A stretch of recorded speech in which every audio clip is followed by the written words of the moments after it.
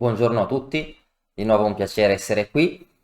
Oggi vogliamo continuare a fare delle partite che speriamo siano sempre più interessanti. Allora, ho provato a sfidare alcuni giocatori in ordine di elo, avevo promesso prima per vedere un'escalation di forza, prima 1900, poi 2000, poi un giocatore 2100, eccetera, ma è molto difficile diciamo, trovare giocatori con un centinaio di punti loro di differenza che accettino la sfida proprio a 5 minuti più 5.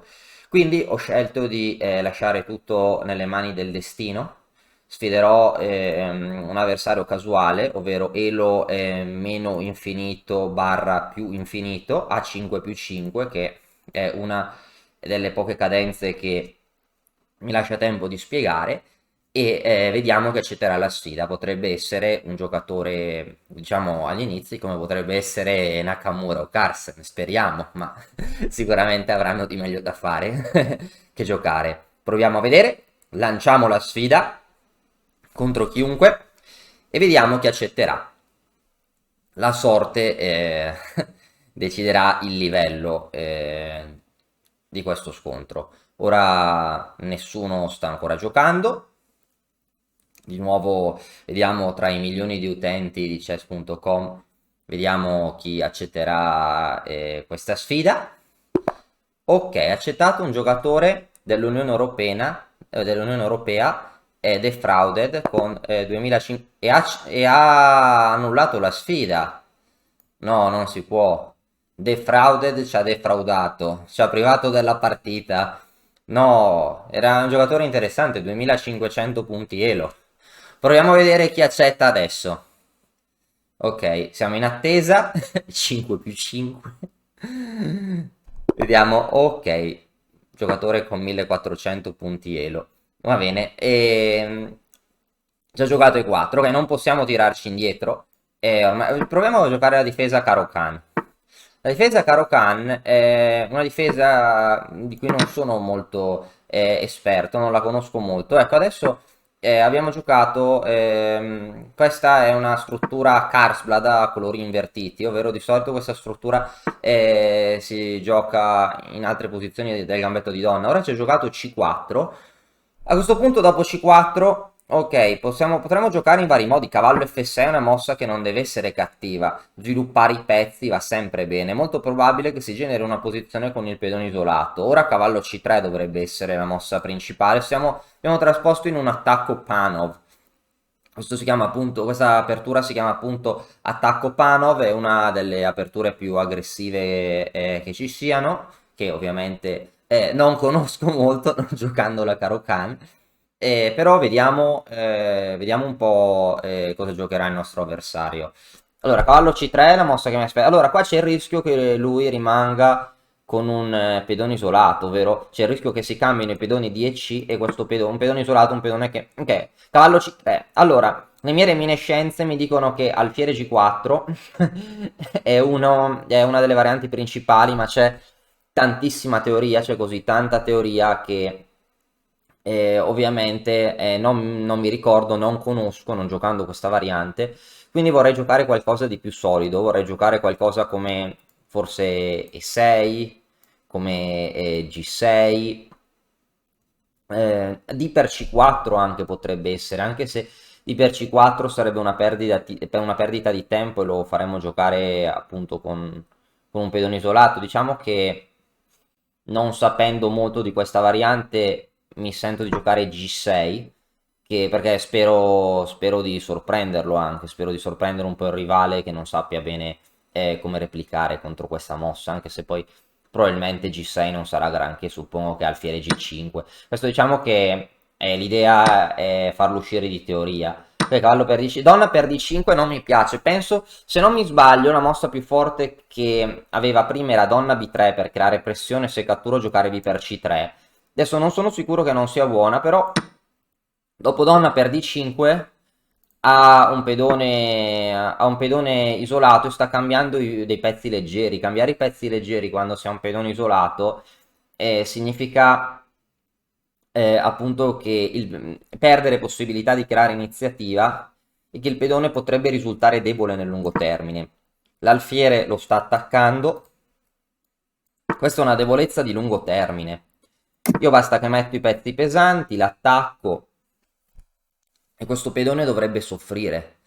Appunto, uno dei segreti è mantenere le torri, non bisogna cambiare le torri. Perché? Perché le torri sono proprio i pezzi che maggiormente possono attaccare questo pedone.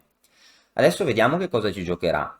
Perché se arrocca corto potremmo continuare con... Appunto, adesso bisognerebbe sviluppare l'alfiere. Si potrebbe mettere eventualmente in G4 o in F5. Però, o in E6, non so ancora bene quale sia la casa migliore per questo alfiere. So, credo che la torre debba andare in D8, perché andare in D8 non può essere male una mossa di questo tipo, perché stiamo intensificando la pressione contro il pedone in D4. In seguito poi potremmo decidere dove sviluppare l'alfiere, se in F5, in E6 o in G4. Ok, il nostro avversario ha giocato torre E1. A questo punto alfiere G4 potrebbe andare bene, però dopo H3 non vorrei cedere la cosiddetta coppia degli alfieri. E quindi penserei più a mosse come alfiere E6 o alfiere F5. Alfiere F5 mi piace abbastanza. Alfiere F5 non deve essere malissima. Ok, le ultime parole famose. Potremmo poi giocare torre C8. Volendo potremmo giocare E5 per liquidare. Perché liquidare? Sarebbe un tentativo. Stavo per dire una trasformazione del vantaggio, ma trasformazione del vantaggio non è ancora stato dimostrato che il nero stia meglio. Quindi diciamo che anziché giocare contro il piano isolato avrei forse gli alfieri un po' più attivi, il che non sarebbe male. Ecco, dopo donna di 2 potrei pensare a giocare torre C8. Torre C8 non dovrebbe essere male, nemmeno un attacco diretto penso che sia sbagliato. Anche un attacco diretto effettivamente sembra molto attraente. Per esempio si potrebbe pensare giocare torre di 6, qualcosa di questo tipo. Ma sì, perché non fare torre di 6? Torre di 6 sbagliata non dovrebbe essere. Poi le ultime parole famose. Le torre di 6 toglie mobilità anche un po' alla donna. La nostra donna avrebbe poi meno case. Tre mosse possono essere torre C8. Torre C8 anche non deve essere cattiva. E5 è sempre un'alternativa giocabile, ma non voglio giocare in questo modo. Anzi, giochiamo torre C8, perché torre di 6, in generale va bene, ho paura che possa incappare in qualche sorpresa. Ok, ora ho giocato B3. B3 potrebbe indebolire un pochino questa diagonale. È vero che il bianco potrebbe voler giocare alfiere C4 con un certo controgioco. Quindi questa è un'idea meritevole appunto di rispetto. Ma ok, a questo punto c'è anche da dire che potrei provare a occupare la colonna C, se tutto va bene. Penso che potrebbe essere interessante proporre un cambio di donne. Perché proporre un cambio di donne? Perché se propongo un cambio di donne potrei... ok, la donna per esempio in D5 era attiva, però sì, magari non mi permetteva bene di attaccare il pedone isolato con le torri. La donna in D2 è un difensore. Cambiando la donna in D2 potrei togliere un difensore del pedone in D4. Potrei avere entrate con la torre in C2. Cioè dico dopo donna per A5, cavallo per A5. Perché un pezzo in seconda traversa è molto interessante. È molto potente. Ok? A volte potrei abusare del termine interessante, però dico interessante perché il gioco è così tanto complesso e appunto le mosse sono interessanti, no? Perché spesso sono interessante quando non si sa bene l'aggettivo adeguato, perché potrebbe essere sbagliato. Interessante si presta a molte ambiguità, a molti possibili sviluppi. E comunque qui dopo donna per A5, cavallo per A5, la torre potrebbe entrare in seconda traversa, potrei togliere il supporto del pedone in D4. Ecco, questa è una partita che se vinta, qualora si riuscisse a vincerla, bisogna vincerla proprio sfruttando appunto dei minimi vantaggi, un minimo vantaggio strutturale, cioè non esiste che uno pensa ho più elo, devo cercare di vincere subito, no, perché sarebbe appunto uno sfruttamento sbagliato del vantaggio. Io dico vantaggio perché Poi dipende anche dallo stile, cioè chi è magari un giocatore dinamico. A me piacciono abbastanza le debolezze statiche, perché un pedone debole in D4 significa che potrebbe cadere nel lungo termine. Cioè non ci sono pedoni nelle colonne adiacenti, se solo immaginiamoci una struttura col suo pedone in B2 e il suo pedone in C3. D4 non sarebbe praticamente una preoccupazione, così sì che lo è. Così dovrà sempre starci attento, dovrà sempre stare attento di non perdere tale pedone. Cioè come una spina nel fianco che continua a esistere anche nel finale. Ora sto pensando a come potrebbe comportarsi il nostro avversario. Ok, il bianco ora ha perso un po' di tempo, ha 2 minuti allo stesso a meno tempo. Non so bene cosa stia pensando, penso che stia considerando se è meglio cambiare le donne oppure no. Però non so bene come si possa rifiutare il cambio delle donne, perché mettere la donna in D1 sarebbe alquanto passiva, e qua magari in caso di donna D1 si potrebbe considerare E5, perché si potrebbe considerare E5? Si potrebbe considerare E5? Ok, il bianco ha giocato torre D2, che è una mossa che deve essere buona. Però, ok, a questo punto penso che si possa continuare con il piano prestabilito. Si può cambiare, probabilmente non è la migliore, però per semplificarsi un po' la vita, penso che forse qualcosa come cavallo B4 potrebbe essere anche meglio. Cavallo B4 è molto interessante, però perché si attacca a 2 si potrebbe cercare di entrare in settima o meglio in seconda traversa. Però donna per D2 seguita da alfiere, torre per D2 alfiere 4 D5 bloccando il pedone potrebbe essere la mossa pigra. Cavallo B4 forse la mossa migliore. Qualora provi a frenare l'iniziativa con alfiere C4 potremmo provare a giocare B5 per scacciare su alfiere. Sono molto tentato effettivamente di giocare cavallo B4 che ok, mentre sto pensando a queste tentazioni il tempo scorre inesorabile e diciamo che qualunque cosa faccia sarebbe triste non poter vedere come si sarebbe sviluppata la partita nell'altro caso. Non sto parlando del risultato finale, sto parlando appunto del gioco e delle posizioni che potrebbero scaturire, che sicuramente potrebbero essere molto didattiche. Allora, il tempo sta davvero scarseggiando. Proviamo a fare la più... Ok, cavallo B4 forse è più forte. Provo a fare la più didattica, che è torre per D2 alfiere 4, per bloccare appunto il pedone davanti. Voglio creare, mettere l'alfiere... Cavallo B4 probabilmente era migliore, perché poi entravo in seconda. Ma diciamo che in realtà penso che al 90% era buona. E probabilmente era la mossa da giocare. Però per unire appunto, cioè per il fatto che alfiere 4 dovrebbe essere un vantaggio più sicuro e potrebbe dimostrare didatticamente come si gioca contro il pedone isolato, ho scelto questo metodo di gioco. A questo punto gioco alfiere di 5, appunto creando un attacco contro B3. Questi pedoni sono deboli. Questa casella è una casa debole per lui perché non può essere controllata dai suoi pedoni. A questo punto la situazione del bianco sì, potrebbe essere appunto un po' critica, perché ora il bianco deve sempre stare attento anche a una possibile presa, seguita da una presa in D4, con gioco. A questo punto l'avversario si è disconnesso. Spero che non sia vero, spero che sia uno scherzo. Si sia disconnesso, va bene. Proviamo a giocare qualcosa come torre D7. Torre D7 cattiva non deve essere, perché poi raddoppiamo e continuiamo appunto la pressione diretta contro il pedone isolato, e penso che non dovrebbe essere facile per il bianco gestire questa situazione. Ora no, mancano 20 secondi, 20, 19, 18. Perché si è disconnesso? Prima capitano tutte le sfortune. Prima l'avversario si è disconnesso. Prima l'avversario si è disconnesso. No, prima l'avversario non ha accettato la sfida. Ora questo avversario si è disconnesso.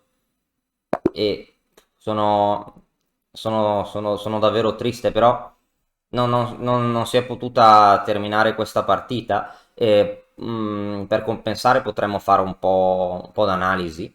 Ok, va bene. Qua il nostro avversario ha giocato E4, questa è la difesa Caro Can. L'avversario ha giocato cavallo F3, D5, e per D, C per D, D4. cavallo C6, C4, cavallo F6. Questo si chiama attacco Panov contro la Caro-Kann.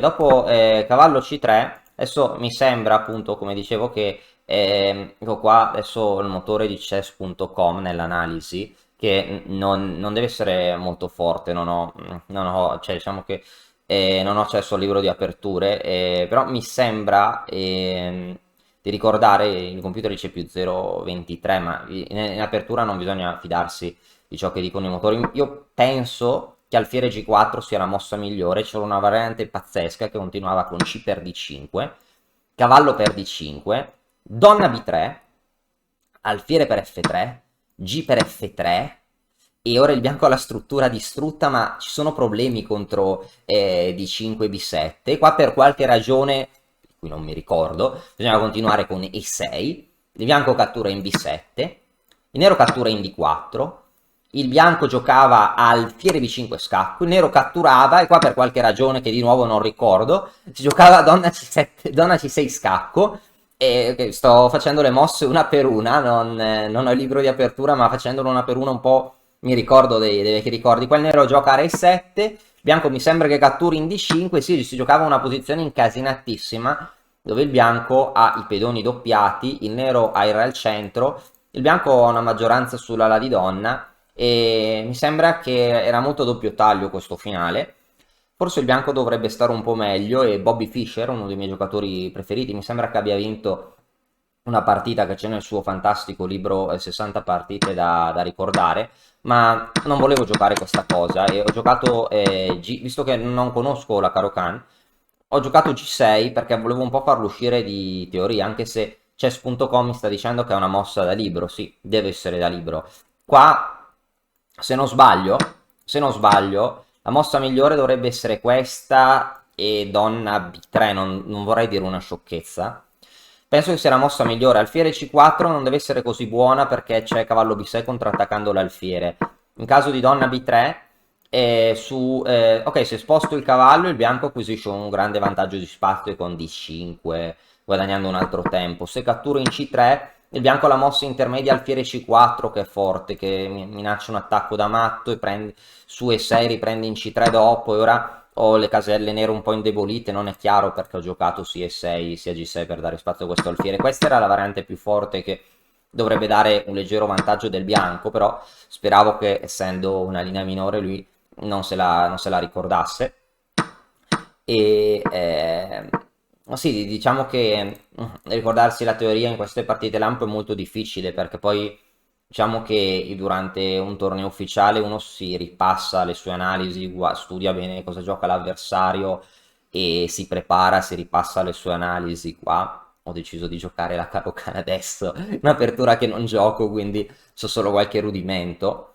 E dopo cavallo C3 lui ha catturato, mi sembra, ha catturato che appunto non deve essere buona, donna B3 deve essere meglio, e qua sì, anche il motore sta dando un vantaggio al nero perché il bianco non ha piani, io attacco contro il suo pedone, sì, alfiere F5, donna D2, che ho giocato torre C8, che ha provato, ecco qua, donna 5 è buona, il motore preferisce alfiere 4, forse per poter giocare a volte alfiere per F3, o prima spostare la donna, alfiere per F3, cavallo per D4, ma diciamo che ho parlato di semplificazione con il vantaggio di materiale, mi piace anche la semplificazione in presenza di un vantaggio strutturale. Perché semplificazione in presenza di un vantaggio strutturale?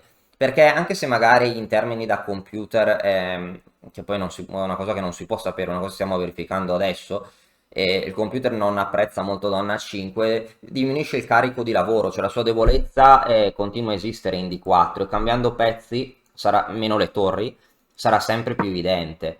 Dopo torre D2, ecco qua, penso che cavallo B4, no, cavallo B4 forse non so bene se sia la migliore o no. Allora, su alfiere C4 penso che posso giocare B5 che sia forte per ricacciare indietro l'alfiere. Su torre C1 io pensavo di giocare torre per C1, torre per C1 e donna per A2.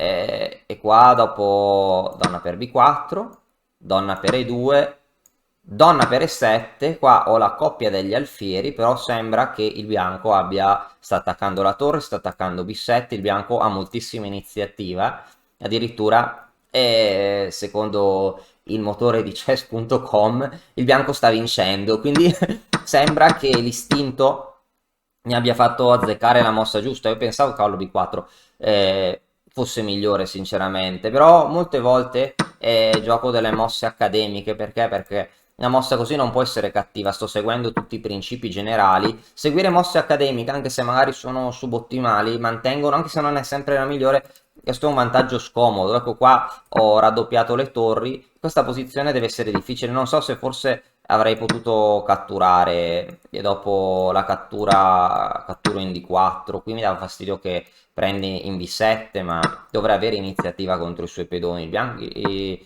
questa posizione dovrebbe essere interessante, forse alfiere per D4 è meglio. Alfiere per D4 forse guadagna un pedone, sì, alfiere per D4 dovrebbe guadagnare un pedone perché so alfiere per, cavallo per, se cattura in B7 dovrei stare meglio perché potrei giocare torre B7, c'è tutto in presa. Però, ok, ho preferito, visto che non avevo tempo e forze mentali per calcolare tutto, ho preferito giocare questa mossa accademica e qua si può vedere che il vantaggio del nero, ok, qua purtroppo l'avversario si è ritirato, ma il vantaggio del nero è stabile, cioè io raddoppierò le torri, il suo pedone è sempre debole, la partita deve ancora svilupparsi, la partita deve ancora concludersi, però soprattutto giocare con il bianco, e qua se volete potete fare un esperimento, giocare questa partita con entrambi i colori, vedrete che il gioco del nero è molto facile, si puntano tutti i pezzi attaccando questo pedone, il bianco non sa cosa fare, è una noia mortale, si sta sempre peggio, ed è anche per questo che ho scelto di giocare in questo modo qua, probabilmente la partita avrebbe favorito il nero in questa posizione, però non si potrà mai sapere, sarebbe potuto succedere qualsiasi cosa, soprattutto con pochi secondi. E niente, spero che anche se la partita non sia conclusa, qualche nozione, consiglio su come giocare contro il pedone isolato e qualche rudimento della teoria della Caro-Kann possa essere stato d'aiuto, e speriamo la volta prossima di poter finire una partita e di giocare con un avversario con più elo. Grazie a tutti. E ora per continuare che cosa posso fare? Beh, innanzitutto ti consiglio di iscriverti al nostro canale in modo tale da non perderti le nuove video lezioni. E poi puoi vedere il video che è stato più cliccato in questa settimana. Ci vediamo, ciao!